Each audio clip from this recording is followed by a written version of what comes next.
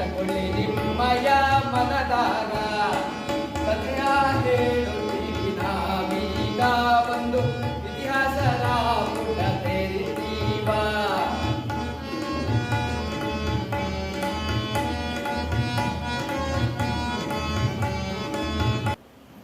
ಭಾರತದ ಸ್ವಾತಂತ್ರ್ಯ ಸಂಗ್ರಾಮದಲ್ಲಿ ಸಿದ್ದಾಪುರ ತನ್ನನ್ನು ತಾನು ಸಂಪೂರ್ಣ ತೊಡಗಿಸಿಕೊಂಡಿದೆ.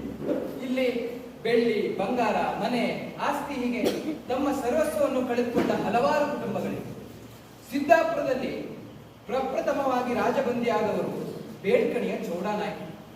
ಶ್ರೀಮಂತ ನಾಮಧಾರಿ ಕುಟುಂಬದಲ್ಲಿ ಜನಿಸಿ ಬ್ರಿಟಿಷರ ಪರವಾಗಿದ್ದ ತನ್ನ ತಂದೆಯ ವಿರೋಧವನ್ನು ಕಟ್ಟಿಕೊಂಡು ಬ್ರಿಟಿಷರ ವಿರುದ್ಧ ಹೋರಾಡಿ ಕೌಟುಂಬಿಕವಾಗಿ ಮಾನಸಿಕ ಹಿಂಸೆಗಳಿಗೊಳಗಾಗಿ ತಮ್ಮ ಅಂತ್ಯವನ್ನು ಕಂಡ ಚೌಡಾನಾಯ್ಕರ ಕಥೆಯನ್ನು ಕೇಳಿದರೆ ಕರುಳು ಕಿರುಚಿ ಬರುತ್ತದೆ.